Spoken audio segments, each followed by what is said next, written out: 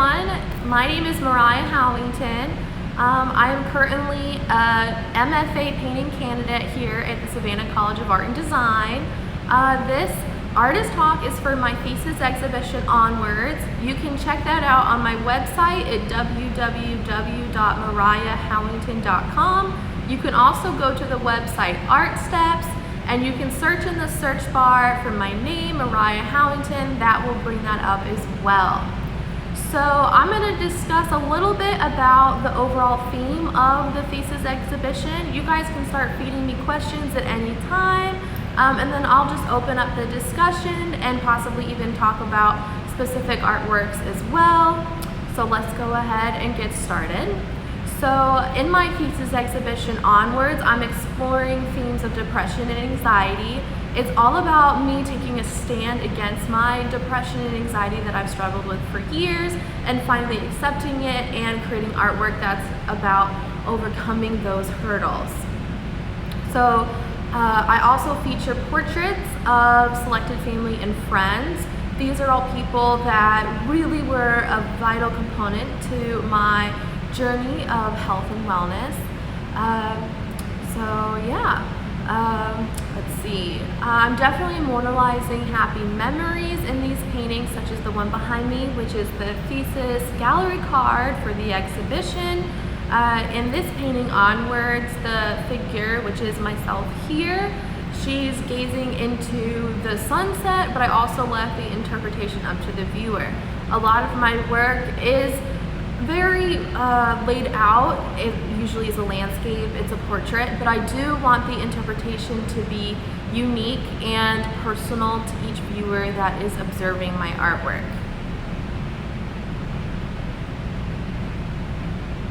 So my work is definitely regarding with empathy, the close relatives and friends that have helped me overcome this depression and anxiety that I've faced for so long. I really want to unite everyone as well. This is not to exclude anyone. This is all about inclusivity. So there are men featured in this exhibition. There are women.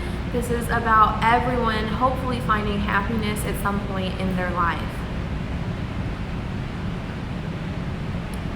So I definitely use painting as an escape. For me, it's a way that I can kind of just go all into something, whether it's, the life, especially recently, life has been crazy with what's been going on outside. This painting behind me, Onwards, is one that I took a lot of time during the quarantine to work on. It was honestly really nice to have something to occupy my time, to sink into, and just create my own new world, basically. So over the years, I've definitely felt pressure from societal issues, pressures from when I was in the modeling industry, when I was doing beauty pageants, and so a lot of the kind of anxiety about my physical appearance and depression kind of cultivated from growing up in an environment that was so focused on your physical appearance, what you looked like, and all of that. So I definitely developed some, ED disorders through all of that, and it was really important. It took a lot of time and introspective healing to get over that. And so a way that I started getting over depression, and it's different from everyone. First of all, I opened up the discussion, just like I'm doing here. I finally started talking about my issues with people, whether it was with my friends, my peers at school, my professors, and in graduate school, you are encouraged to go after what you're most interested in. I've noticed a lot of us kind of hold back when we first get here, and we're making artwork that maybe we're not so interested in, and it does take a lot of guts to say, hey, I'm gonna make art that I actually want to talk about, that I enjoy, and that I'm interested in. And so that's how this whole series for Onwards came about. And so at the beginning of it is in oils. So I just got the question, is the painting Onward in oils? Yes, it is. Oil painting is a medium that I have used since I was 7 years old. I've been painting now for about 20 years. I have experimented with other painting mediums, but I always go back to oil. It is my preferred because of the use of layering. And honestly, to me, the colors are a lot more vibrant, like you can see in the water here. Yeah, so that is why I use oils. So going back to kind of the decision to create this series, when I first came to grad school, I was painting on plein air paintings, which means painting on location. So I would take my bike basket or fill up my backpack and have a backpack full of oil paint and bring a smaller size canvas out into the landscape and paint on location. And so I would feature usually locations from Tybee Island, Georgia, Skidaway Island, also in Georgia, and in my hometown of Fernandina Beach, Florida. So it's been an awesome journey just exploring the landscapes around me, going for hikes, going for awkward bike rides. It's actually something that led me into a technique that's called forest bathing. So forest bathing is it's called forest medicine, and it was actually created by Dr. Queen Lee. And so Queen Lee, he figured out that there is a lot of benefits to going out in nature. Not only increased levels of oxygen, you're using all 5 senses, so sight, smell, taste, hearing. You're really grounding yourself, being in the present. So little did I know that on these voyages to reach my on plein air destinations, I was actually sort of focusing and healing myself as well, because this is a very solitary activity. I wasn't taking any friends, I wasn't taking anyone with me, so it was definitely a journey that caused a lot of introspective thinking and healing. And so it's thought that we could actually use forest bathing in addition to modern medicine, not only for depression and anxiety, but also for a variety of health issues as well. We as humans are spending more and more time indoors, especially with COVID, with everything going on.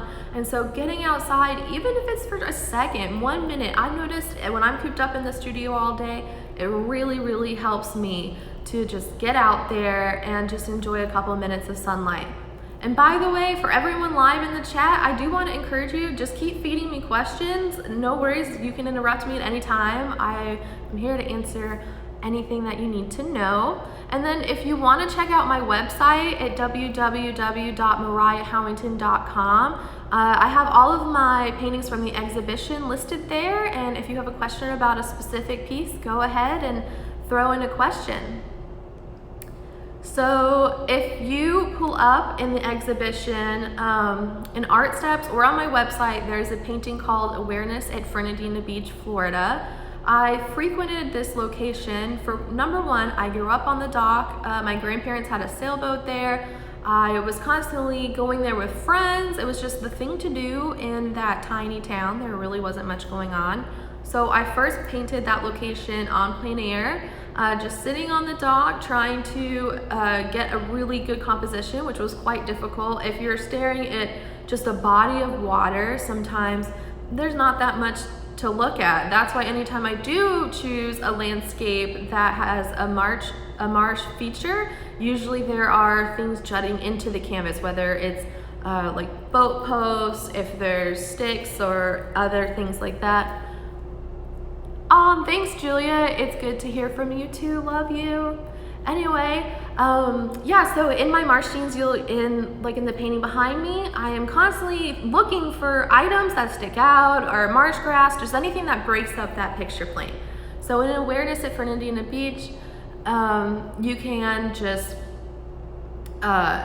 if you look at that painting, I have 3 dock posts that are coming through to act as kind of a visual break and make the composition look more interesting.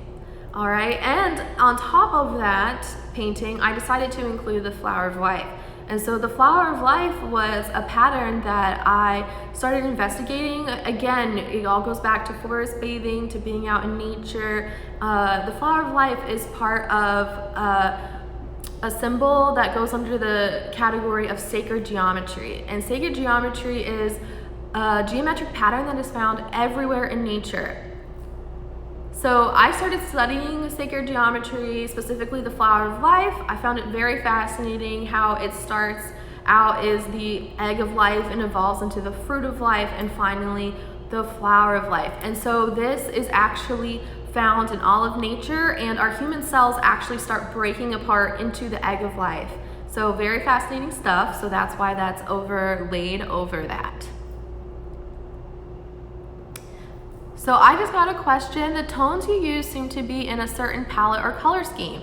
Is this purposeful? Are these colors of depression or healing? Great question. Okay, so yes, all of my paintings do follow a certain color scheme. Specifically with the first painting in my En Plein Air series, Blinded by the Sun. That painting is a lot like my dress, very pink. It has some colors of blue.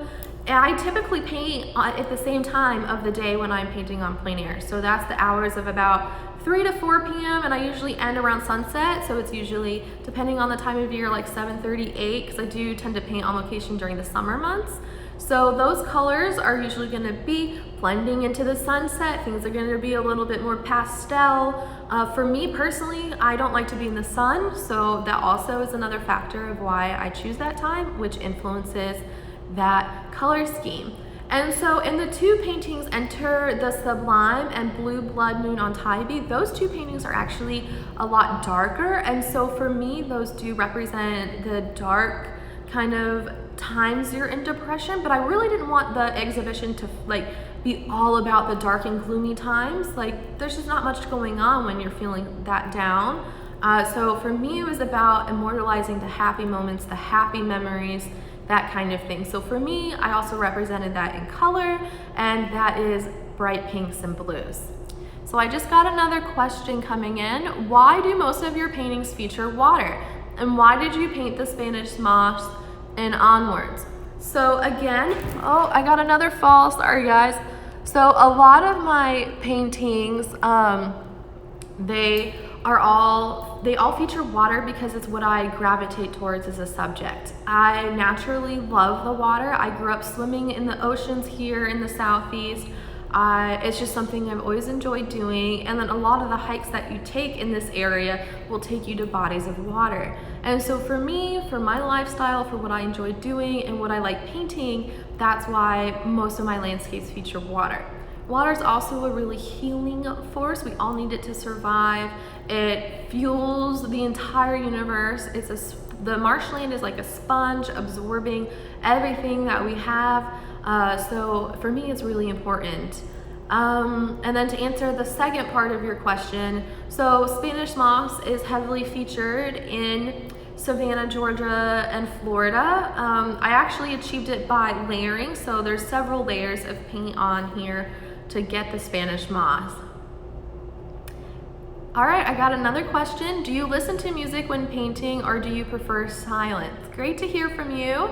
So yes, I usually actually listen to podcasts. I kind of like my mind to be entertained because I get into like when I paint, it's for like 5 to 8 hours. I kind of just lose myself in there. I will listen to music, but it's primarily podcasts, and there are so many of them.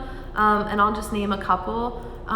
If you like celebrities kind of thing and learning about stuff, Dax Shepard with The Armchair Expert is very, very good. I like Inside of You. I like a lot of comedy stuff too, so Laugh Out Loud is a good one. And then basically anyone you're interested in, like a celebrity, an author, an artist, if you just search their name into Spotify, that kind of thing, that will pop up.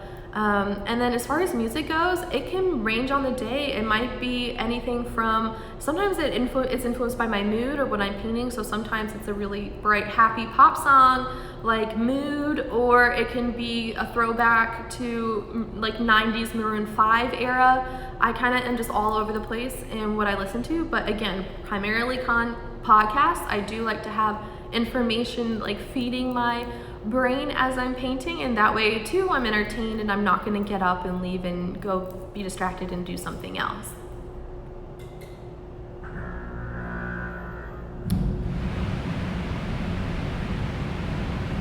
So a lot of my paintings feature solitary figures, and for me that was kind of a subtle way of expressing depression without making it like the stereotypical like dark moody paintings. Everyone in the painting I know personally, or it's a portrait of myself, and all of the self-portraits of myself in the exhibition actually have my back turned to the viewer. So again, it's all about the thought of moving onwards to the next thing in life, whatever the character in the painting is doing, whether it's going forward in her journey, that kind of thing. And then all of the portraits that are featured in the exhibition that are of family and friends, these poses, I did not want to give them too much direction into. The clothes were just what they were wearing that day. I would let them know ahead of time, hey, we're gonna be shooting for a painting, just wear whatever you're comfortable. And then because of where everyone lives, or when they came to visit me, we just naturally happened to have really great backdrops because Savannah is just very picturesque in general.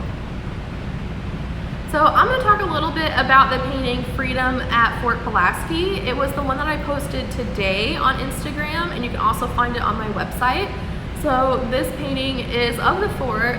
You can get to it by driving on the road to Tybee and then just turning left.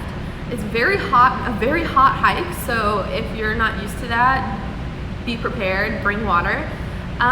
So in the painting, again, my back, just like this one, is facing the viewer. For me, it was more about showcasing freedom. The figure is topless, if you pick that up, which is kind of just, again, just a whole, going into the theme of freedom. And this was really when I started to think about abstracting forms. A lot of the time when I paint, I get really consumed with what I'm painting, and I will overwork certain areas and, you know, like really overly define things. It's just a habit I have when I paint. And so going throughout my graduate career, I started to think, what forms can I abstract? How can I play around with that? And so my solution was to just stop painting completely, which you can see in the grass at the bottom of that painting. The gold ground, which is the base layer that I used on the painting, is starting to come through. Okay, so I just got a question. What is your favorite location to paint?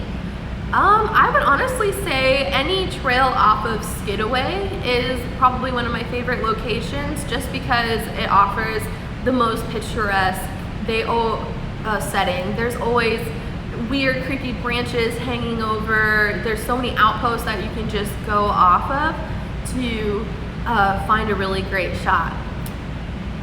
What is your next painting gonna be? So I actually haven't thought too much into that. I do know I want to come out with a whole new series of paintings, like almost immediately. I am fired up, ready to go. I think they're going to be more leaning towards the sacred geometry side, so it's going to be landscapes combined with portraits combined with sacred geometry. So there's going to be a lot of layering going on, and I'll probably Photoshop the paintings first, and it's all going to be inspired by photography that I took myself, and then spiritual journeys that I took. So what does the flag represent? So the flag was I got really into the American flag and the idea of freedom when I was also studying feminism during that time. So that was about 2018 when I started researching a lot of feminist artists, and also reading a lot of books about feminism. So for me, that was just a way to represent freedom. And then again, I was experimenting with not finishing painting, so I made the decision not to finish it all the way. So I'm gonna move on to another painting I'd like to discuss. And again, you can find this on my website. This is called Sunset at the South End, Tybee Island. It's the very purple sky with the dock. Do you ever face any obstacles while painting on location outside, such as getting dirt on the canvas? I absolutely face obstacles, not to mention things you would think of immediately, like getting sunburnt, bugs, people coming up and talking to you, just having to get there in general. The wind is a huge factor in painting on location. Usually when I'm painting, I'm grabbing the canvas itself. In addition, I will wrap it with tape around the back, which is something I picked up from Rackstraw Downs. He actually ties his paintings to the ground so they don't fly up. It is a huge factor. Bugs are immediately attracted to oil paint more than they are any other paint I've found. I mean, definitely acrylic paint, but oil paint, bugs love. So a lot of my paintings, this one too, it fell in the dirt. They have little pieces of grass, sand. The on plein air paintings from the beach, all of them have sand. So for me, it's a little bit of the history. It's not so noticeable, but I notice it. And for me, it's a little bit of the story of how they were made. So the painting, Sunset at the South End on Tybee Island, that painting I did on canvas, and it was a direct evolution from Freedom at Fort Pulaski. Again, I was abstracting the sky, but I went right at the objects that I really wanted to be defined. I'm not the kind of painter that likes to abstract the whole subject matter. For me, it's really about defining certain areas, letting certain areas show through, and then by not finishing certain areas, I'm allowing the magic, if you will, of paintings, of the painting of the brush strokes, the mark making that I made.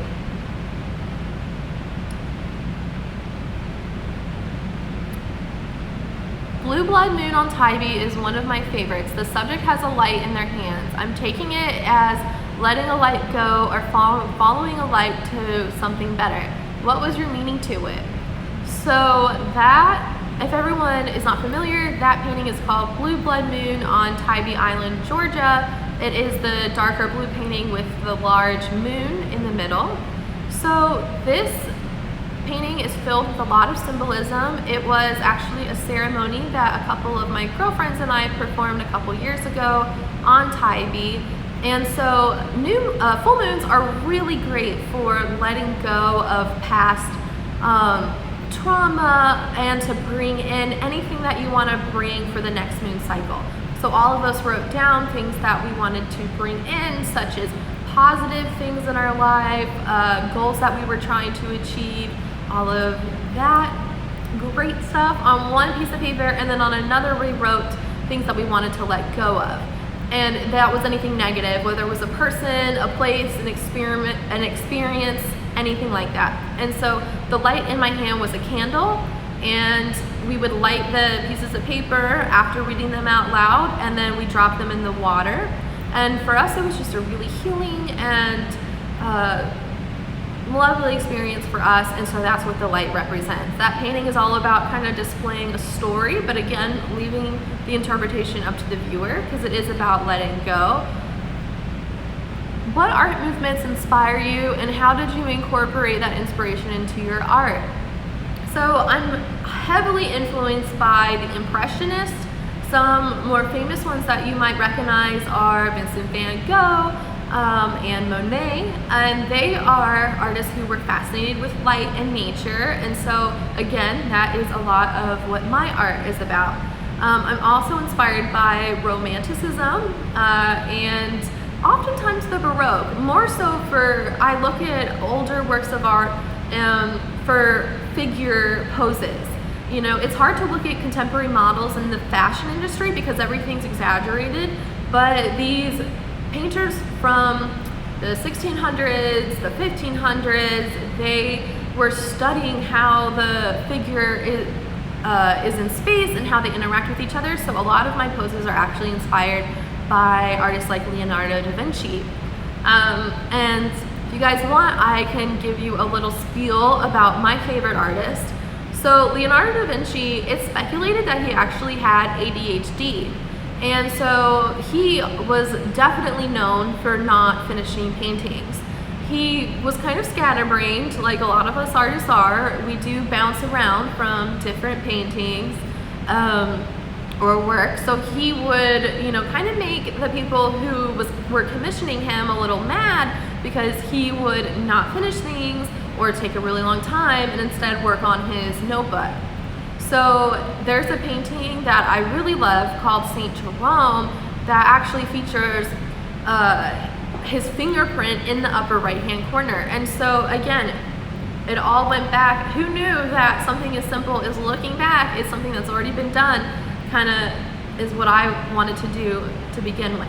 So he accidentally left St. Jerome, that painting, unfinished, but it has been exhibited in exhibitions. So yeah. And also, if you guys are curious about any of my other inspirations that I've been researching recently, artist Lois Dodd is somebody that I have really paid a lot of attention to. She's an artist that she primarily works in Maine, and she also paints on location. And then Rackstraw Downs, who I mentioned earlier.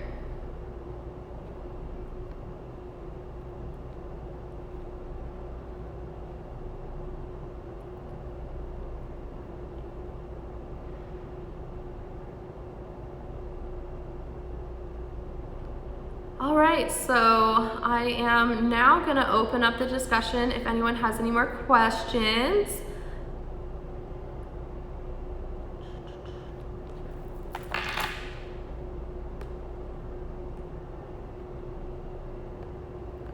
Do I visit art museums to get inspired?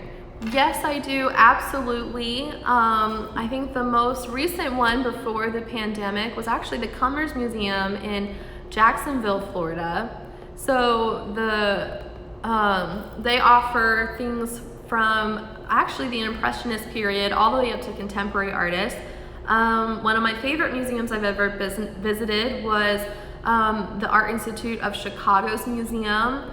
Anytime I travel, oftentimes it's just to go see a museum. Like in Miami, the Perez Art Museum, that one is one that I've frequented quite a bit. They have these massive botany pillars on the outside of the museum, and you can even swing in really fun swings next to them. So yeah, and so the Perez Art Museum in Miami is great for contemporary art, and so each museum is going to have different exhibitions rolling through. Our SCAD Museum of Art here has been excellent. They bring in work from practicing artists and also artists that have passed on. They have an elaborate collection of art, so we've been very fortunate as students to have that available to us. Are you teaching art or giving lectures? Yes, so almost every weekend I teach painting classes here in Savannah, so that's been a wonderful opportunity. I've given a couple lectures when I was a TA here at SCAD, so I taught 2 classes with that. And then as soon as I graduate, I'm going to be looking for more teaching and affiliated opportunities. Where do you see yourself as an artist now and in the near future? So right now, I kind of see myself as an artist who has finally come into where I'm supposed to be, what I'm supposed to be doing.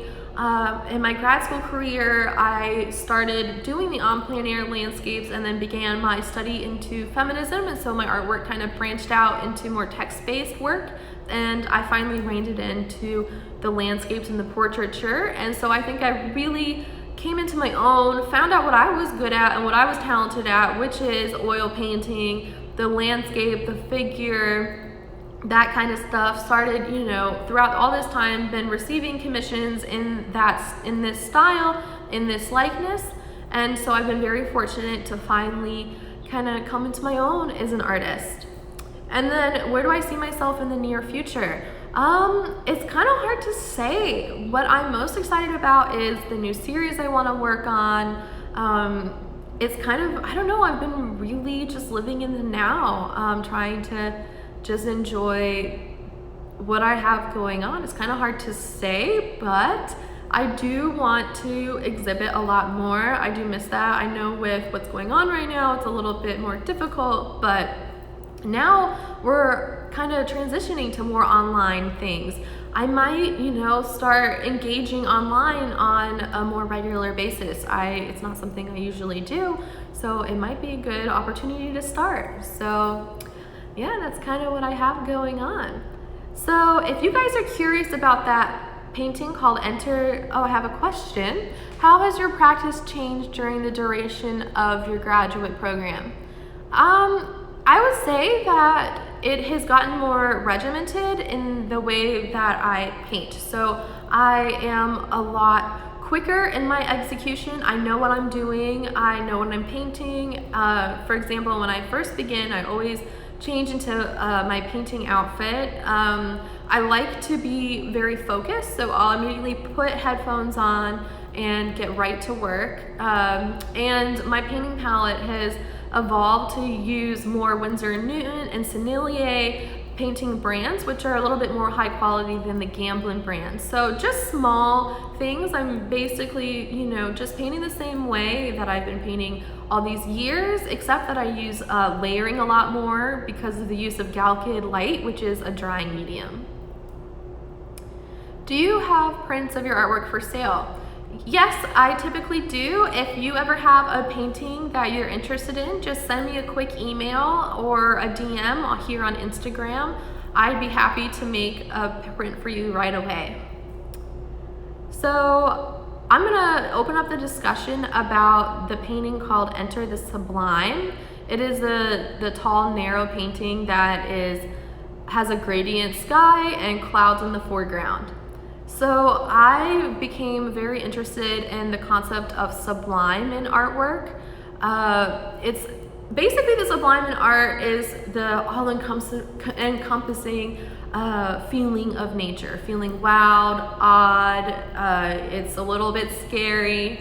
And going back to the painting Blue Blood Moon that we were discussing earlier, it is in the same color scheme, and for me this kind of feels a little bit like depression, how it's all sinking in on you, it's a little overwhelming, it's scary. So that is the feeling that I wanted to convey. And so this painting itself is the largest one I've ever built in height. And so it is 8 feet tall and it is 3 feet wide. And the scale is intended for one, it definitely draws the viewer in. The scale just brings you right up to it, and it's also narrow like a doorway. And so for me, a lot of times I will get lost in paintings. When I'm wandering a museum, observing other artists, I'll just stare at a painting and wish that I could just step in and explore. And so that's what inspired me to create Enter the Sublime. It's almost like a doorway, a portal into a new world. And so for me, it was a new world of my own creation, one that was, I don't know what's gonna happen. The colors are pretty peaceful. There's light at the end of the horizon, like light at the end of a dark tunnel. You just want to step right in and start creating a new world in your mind. And often when you're in depression, you get locked away in your mind, and a lot of overcoming it is telling yourself positive thoughts, creating almost a new world, a new reality in your brain. So Enter the Sublime actually had an on plein air painting that was painted on location that I took inspiration from. If you're curious, you can check it out in the on plein air section of my website, and that title is Tybee Island, Georgia. And so this is a very small painting that I painted on the beach at Tybee. And so of course it has sand in it, it got blown around.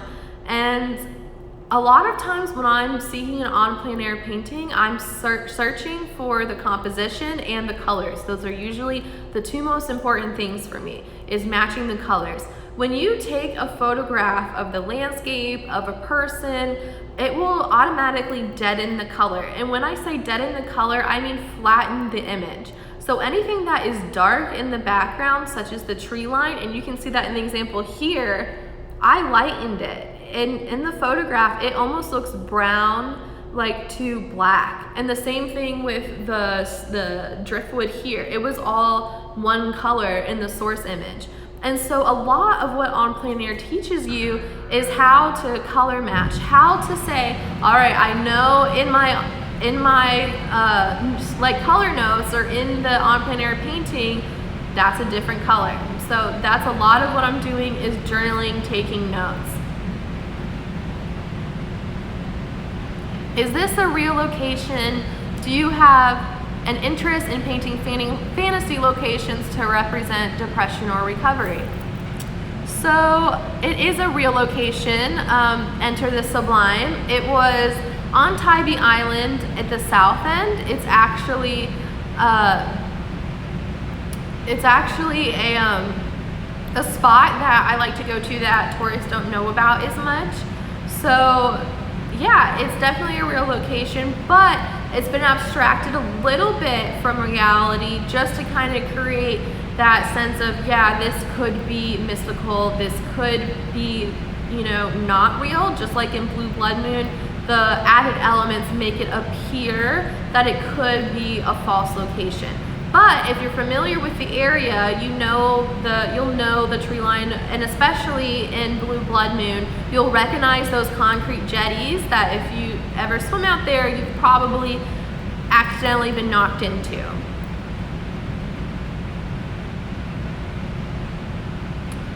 So a really good example of me experimenting with abstracting the background and stopping the painting when it starts to look good, it's time to stop, is the painting called Anne, and that is under the portrait section on my website. And so I started experimenting with abstracting the background a little bit to bring more focus towards my subjects. In the painting Anne, I abstracted, for example, the trees in the background and the grass, but I did make sure, just like in this painting, I am a huge fan of tree edges, and so that means I just really like to define leaves. I've noticed over the years, and this is an evolution of technical skill, that I do prefer leaves to be more defined, and the space between the trees and the sky, especially in our older landscape paintings, that's really what people I've noticed say, wow. So that's why I decided to do that. And then right next to Anne is a painting called Will, and that's my younger brother. And so same thing, I abstracted the grass in the marsh, abstracted the sand. This is all intentional to bring focus to the figures. And you know, I'm not that artist that would abstract the entire painting. For me, it's about drawing the eye around the picture plane, playing with where the poles of focus are going to be. For me, that's what really captivates a viewer. And if you're interested in an artist who is really good at that I've been looking at for quite a while, his name is Fairfield Porter. And so he is a great example, especially the light coming through windows, and abstracting those forms in the background. And if you think about it, it's a little bit about how your eye sees. So when you look at an object really far in the distance, such as a tree line, your eye is automatically blurring those objects out. So objects up close are going to appear sharper, and objects farther away are going to appear more blurry. And so again, when painting from a photograph, which I often do, I have to take those notes with me and remember, all right, this figure here is going to be more detailed than any of the objects or bushes or trees in the background.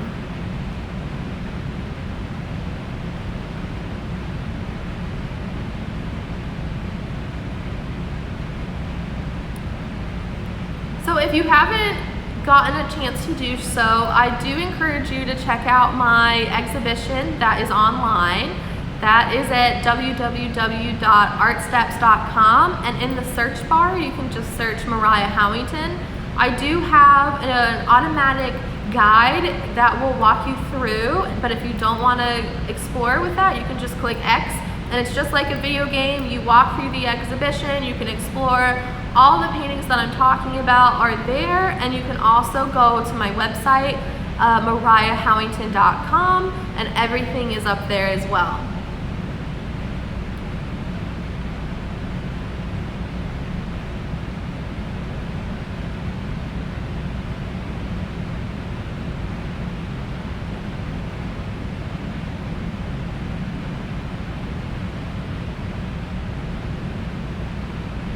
All right, so the most recent painting that I did, if you haven't seen it yet, it's not posted to my Instagram yet, but it will be soon. It's a painting of my van that I just purchased. It's called Key to Kesh, and if you're familiar with Atlantis, the Lost Empire, that is what it is named after, the warrior princess in that movie. So for me, a lot of overcoming depression and anxiety is about traveling. It's about going to these locations in nature and exploring, finding, new trails, meeting up with friends, meeting new people. Of course, this was all before the pandemic happened, but yeah, I kind of just, at the height of everything, had the opportunity to purchase the van and decided, you know what, this fits in with what I'm trying to achieve, let's just go for it. So this painting, again, if you want to find it, it's on my website. It's called Kita Agakesh, so it's a little bit of a mouthful. All right, this painting was the first vehicle I've ever painted. If you know me, you know I typically paint animals, landscapes, and people, the traditional kind of painting subjects. So this was kind of actually a challenge for me. With landscapes and portraits, you have a little bit of give just with the lines that you're doing, right? So I don't have to worry about really straight lines, and if I do, I cheat by using a piece of like an old gallery card or a piece of cardboard from a painting, that kind of thing. So this was my first time that I really challenged myself technically, and I think it turned out pretty good for someone who's never painted a card before. So definitely not something I want to really try again for a while, but I'm proud of myself for doing it because it kind of was a closing to this whole exhibition and to my journey as an artist here, all these years that I've been at SCAD. So I'm going to go into my portraits. And again, if at any time you guys have a question you've always wanted to know, feel free to throw that out there. So there is a small painting called Anna Banana that I painted of my cousin Anne. So this was a little bit of a technical challenge, mostly due to its small scale.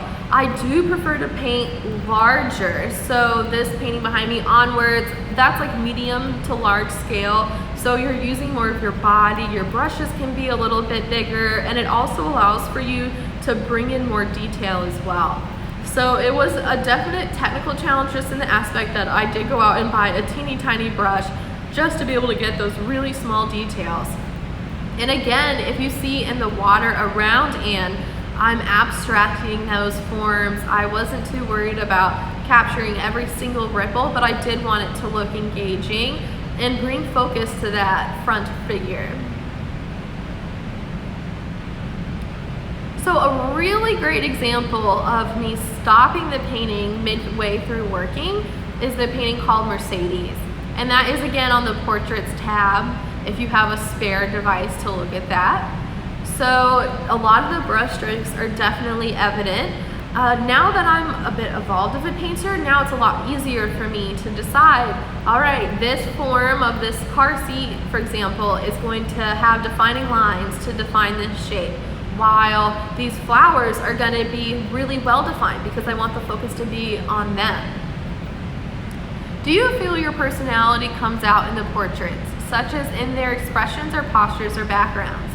Yes, absolutely. So one thing that I really love is that when you have a relationship with someone and you take a photo of them, it's a lot different than if a professional photographer or just a random person took a photo of them. They have a genuine connection to you, and so their reaction to you, the person holding the camera, is gonna provide a different image, such as in that painting of Mercedes. So that was her wedding day. I was the maid of honor, and part of my job was taking pictures. So I was able to capture this genuine flicker of, to me, just happiness, joy. And I think it would have been a lot different if it was someone else taking the picture. And again, whenever I paint, I feel like I'm putting my whole heart, my whole soul into what I'm working on. They literally become a part of me. I have a lot of hair. It's very typical for art historians to find pieces of hair, of dust, whatever was around the artist. Jackson Pollock would smash cigarette butts and leave them in his paintings. So all of us who are painting are leaving And sculptors, a lot of us, all of us, jewelers, the list goes on and on. We're all leaving physical bits and pieces of us. But for me, definitely, it's my soul going in. And as I've explored abstracting the backgrounds, it actually lets me put, I think, more of my personality into the paintings. Because before, when I was painting, it was more, to me, like academic style. So I wasn't so concerned about letting, maybe this brushstroke should be a little bit more evident, or maybe this layer should be thinner so the gold ground of my background comes through.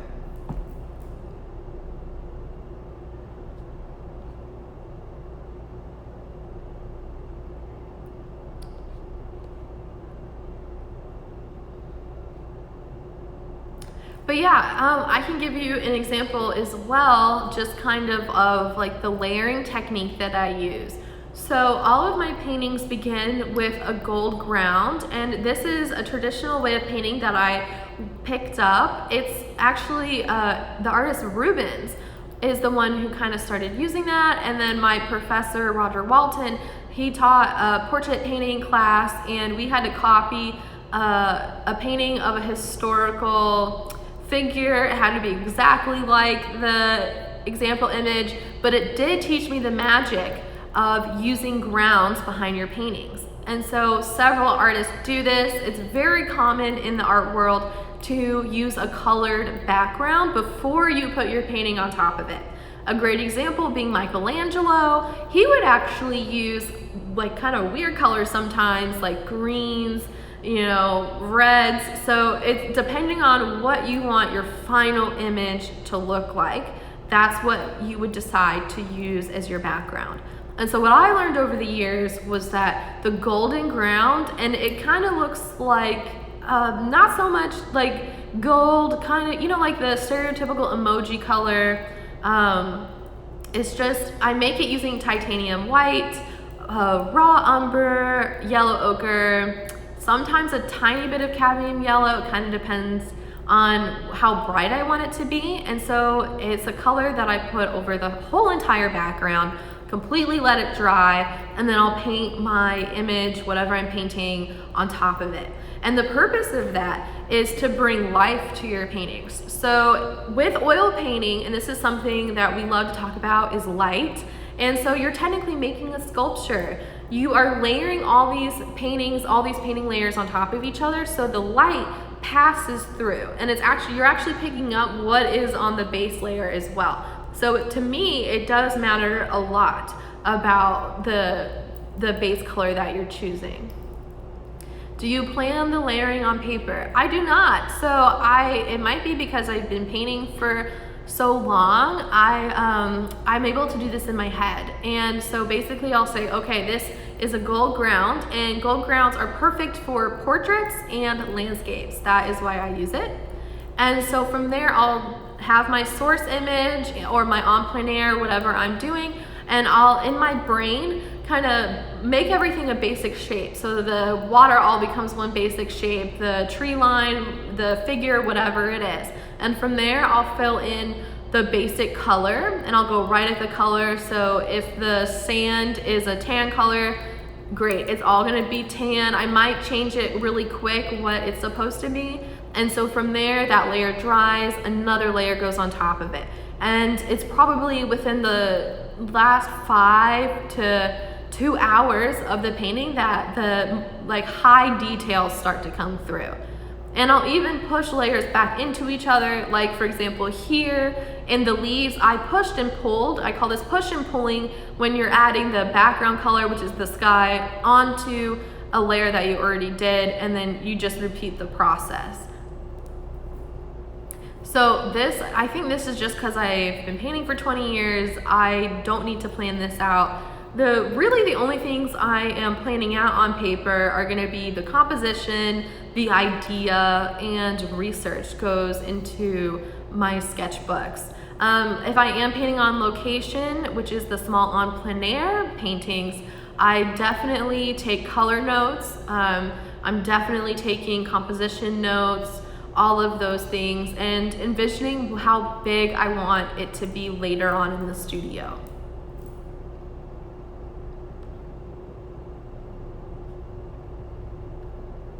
So a lot of my work is inspired and by the locations that I frequently visit. So I grew up in the Southeast and started traveling up and down the East Coast. But for this body of work, I really wanted the topic of memory to really be a huge one. We all have memories of favorite locations. Of these things really hold a lot of either trauma or happy memories for us. And so in this exhibition, every single painting that you see is a location that I frequented often. Either the one from Anne, we went to Forsyth, and I've been to that park several times. Skidaway Island is heavily featured. If you are in the Savannah area, I highly recommend you check it out. Fort Pulaski, only been there maybe twice. And then my hometown of Fernandina, that's featured actually quite a bit. And it's actually kind of cool that you can see my painting evolution too. So if you check out the painting called Marsh at Fernandina Beach, that is actually one of the first on plein air paintings that I did.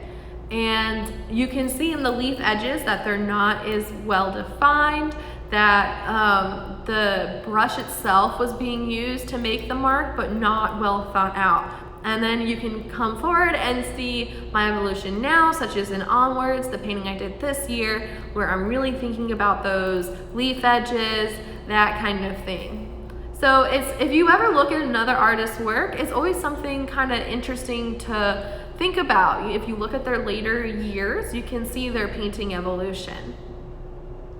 And so in recent years, that's definitely something I've started to think about a lot more too, is just my use of color, my paint application, what brushes I'm using, and it's really made me a lot efficient of a painter, but also my images have started to become a lot more detailed and to evolve as time has gone on.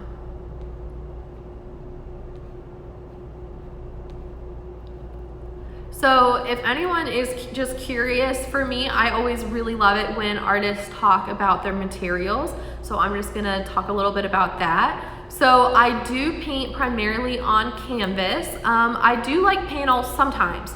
I like it on the smaller paintings. If I'm either painting on location, whatever, it's actually really nice to get a good quality panel. I do not prefer to build them.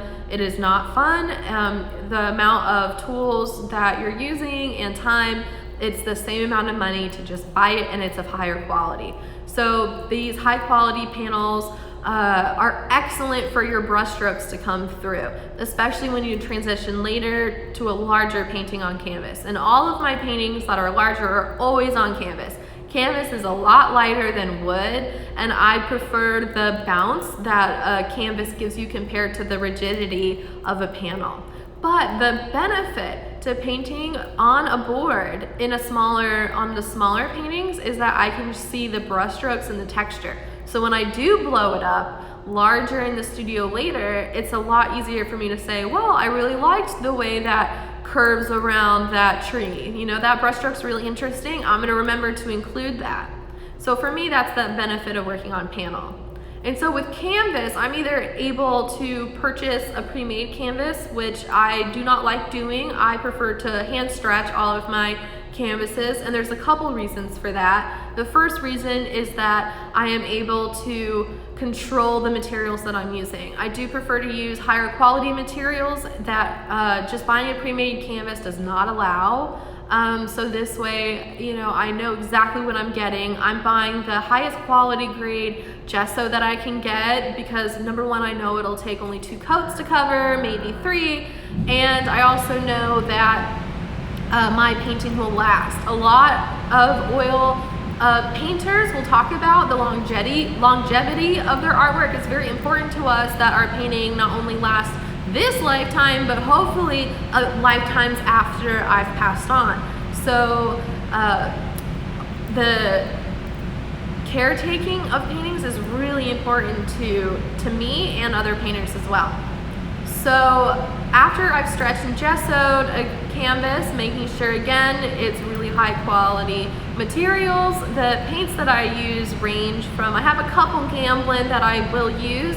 Usually it might be like a titanium white, that kind of thing, but my favorite brand recently has been Winsor & Newton, not the student brand. If you are buying oil paint, you are gonna pay money. There's no other way around it. If you buy the lesser brands, it's just gonna be of poor quality, not great to work with. And honestly, you do not need as much paint as you think. So I prefer Winsor & Newton. I also like Sennelier. They make a painting color called chromium oxide green, which is how I got all of these colors in here. And it's just it's the only color I found that accurately matches the leaf color that you see in nature. So thinking about these colors is something that I don't realize that other people maybe aren't thinking about. When I'm walking around in nature, in my brain I'm thinking, oh, well, that takes a little bit of ultramarine plus chromium oxide plus raw umber, then you get this color.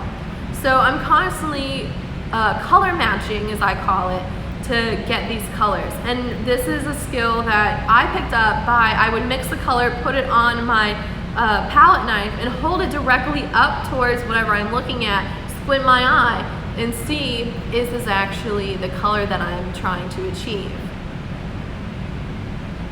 Have you used paints you made such as from herbs, soils, or other sources of organic pigments? What about using egg yolks? So I have always wanted to do this. It's been a dream of mine to actually go to the location that I am working at or even around the world and create a painting made from locally sourced materials. What is stopping me from using natural pigments, number one, is the time constraint. It does take a lot of time and energy to make these pigments, and the other thing that was holding me back was just I didn't have the knowledge or the time to investigate during my graduate degree. So it's definitely something that has been on my mind, that is a dream, because there are pigments that you can only source in certain parts of the world. So that would be a very cool story to tell. Oh, I had to fly across the world to get, this blue from this quarry and grind it up myself. But another issue is that sometimes these pigments are very dangerous. So learning about what equipment you need, respirators, all of those things, these are all very important factors to using oil paint, but definitely something I want to consider in the future. And then as far as egg yolks, which would basically be egg tempura, no, I do not I've never had the desire to work that way, just because traditionally egg tempura was used to make frescoes or like a mural, basically, on a plaster wall. And so I just had no interest in kind of diving into another medium investigation just for the sake of time. It was really hard in the beginning to decide, oh, I'm coming in with the knowledge of oil paint. I want to explore other techniques, which I did, and you immediately have to rein it back in and get working to stay on track and stay within your schedule to make sure that you graduate. But it might be something I would consider if I were to do a mural artwork. But again, acrylic paint is often the best solution for these older methods of creating. Because when you use egg yolks, it actually ages a lot faster. Even though it's going into plaster directly, even though it's drying, all of that, are more modern chemically formulated pigments, especially with acrylic paint, it will stay forever if you properly protect it.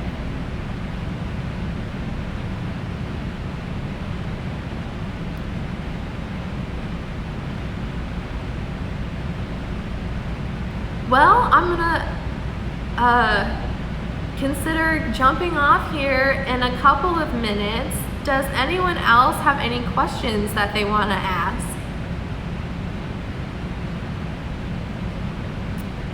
And while I wait for you guys to come up with some questions, I'll go ahead and maybe talk a little bit more about the paintings in my show. And I kind of want to talk a little bit about exhibiting online instead of in person. So due to COVID, we, really had to come up with alternative ways of exhibiting.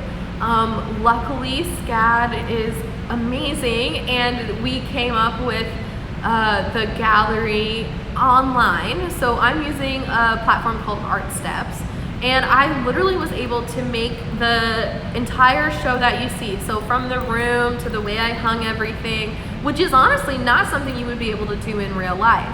So that was a really fortunate thing that I was able to do. What do you want to make next? So I think I want to explore sacred geometry a little bit more, and I'm going to take everything that I learned from this series and I want to evolve it a little bit more. So I'm still going to be going out, sourcing my own source images. So I'll be going on hikes, that kind of thing, getting these beautiful landscape shots. But I do want to overlay more sacred geometry, include figures, all of that good stuff in my next series. So it's going to actually be a lot more detailed and take a lot more time in the construction phase, so in the sketching phase. But I'm really excited for what is going to happen. And I actually did kind of a test run when I was live painting at some events last year before all this craziness happened, and I really loved how it turned out. So that is where my next series is going to go. And also, I feel like the series that I did create for Onwards is one that I can evolve as I continue painting as well. If there is a location that I want to paint in this more traditional style, I will continue to do so, especially with the portraits. I just really, really love how they turned out. If you look at the portrait of Anne or Will, any of the portraits on my website, I have fallen in love with the figure again. I just really want to continue capturing people and as they relate to the environments they're in as well. Perhaps show a painting at different stages of the layering. I really enjoy your paintings and your presentation. Glad your evolution is evident and you are getting really great. Thank you so much. So if you want to see a painting that has that evolution of the layering, if you go to the landscapes tab on my website and then click Freedom at Fort Pulaski, that painting literally shows that gold ground. It's actually not dead marsh grass, it's the gold ground underneath. And so that on top of that is the green grass, and then on top of that is the figure. And another example of the layering that I do is in the painting. If you go to the portraits, it's the painting Mercedes, which is at the very bottom. And that one really shows the layering when I work on a portrait. And so actually when I work on skin, when I'm painting, your face has tons of things going on that you're not seeing as you look at it. So we have so much texture, and what's interesting with your brush strokes is you can actually define shapes by the way that you apply your brush strokes. So in Mercedes, especially in her forehead, you can see me applying brush strokes straight up and straight alongside her cheeks.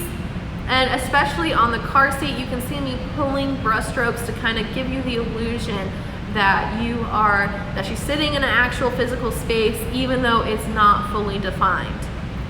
And so it's little subtle tricks of the eye that I like to include when I'm painting.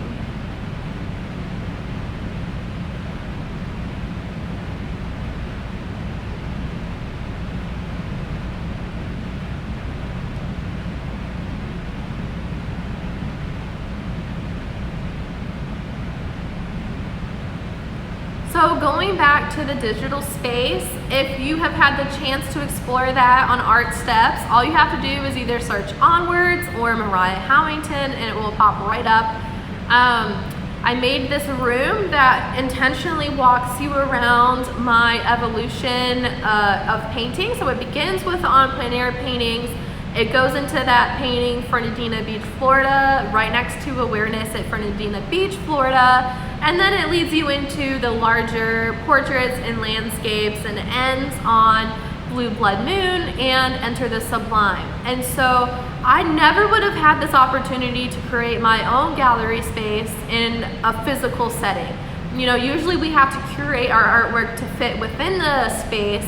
Instead, I was able to design a space that perfectly showed how I wanted to display my art. So I was very, very fortunate in that aspect. And I'll actually be using this program in the future to map out any exhibition space I'll be exhibiting in, and that way I can curate and hang art as needed. So this is a fantastic option, honestly, for every artist that is exhibiting online or in physical spaces. So yeah, I guess I can understand more than others how the facade that we wear may not show the whole truth. Everyone our age or throughout all the age groups really, especially now as we've started to open up the discussion more, we're talking more about depression and anxiety. There's different ways that people do seek help, whether it's from therapy, whether it's from medication. For me, what worked was diving into nature, exploring the more spiritual side. That's what worked for me. It's not for everybody. Really eating great, working out, and particularly the forest bathing. And again, I recommend that to everyone. If you have a chance this weekend, just take yourself for a walk, see what it's like. Go outside, get some sun. You deserve it. Just little things like that, you know, they really bring me happiness, and seeing the friends and family that have really made a difference in my journey to, you know, finding the light, finding the happiness. It's been a really lovely journey, especially, you know, navigating the currents of SCAD, and, you know, just being so fortunate to learn the things that, you know, I was able to learn while in school here, the people that I got to meet, the artists that they brought in. We have been really blessed to have the academic and physical resources that we've had access to. So yeah, this exhibition has featured locations that feature local fauna, marshes. You may recognize certain trees or even locations possibly, and they've all been really, really special places that are dear to my heart.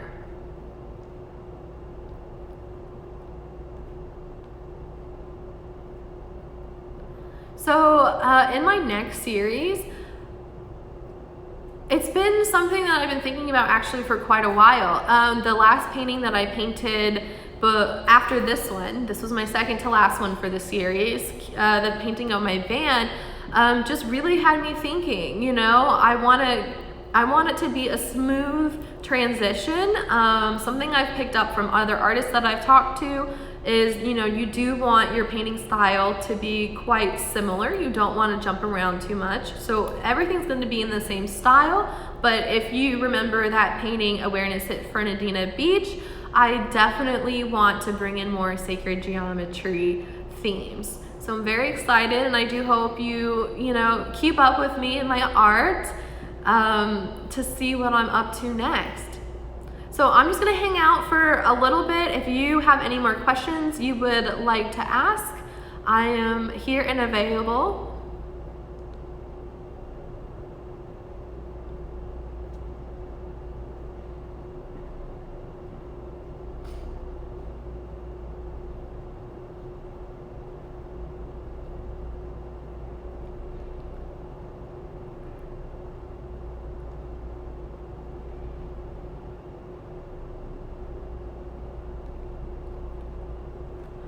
So I'm going to discuss a little bit about going back into the themes of my my thesis and the overall exhibition. So depression actually has been a part of human experience since the beginning of history. And so several other artists that I've studied, and even prominent human figures such as Jim Carrey, Paul Gauguin, Vincent van Gogh, and Michelangelo.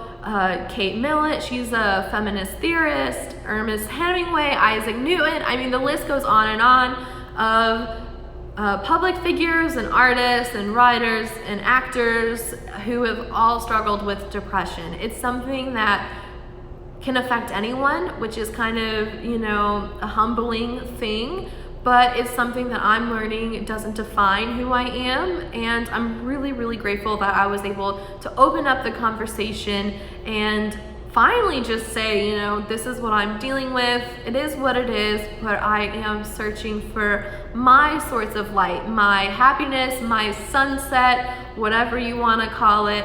That's what I've been searching for. So I just wanted to take the time to thank everyone for joining me today. Going live is not as intimidating as I thought it would be. I will have this video available this weekend on my website and on YouTube if you are curious, and I'll also have a video summarizing the whole exhibition if you're curious. So yeah, again, check out my website for details about the exhibition. That's www.mariahhowington.com.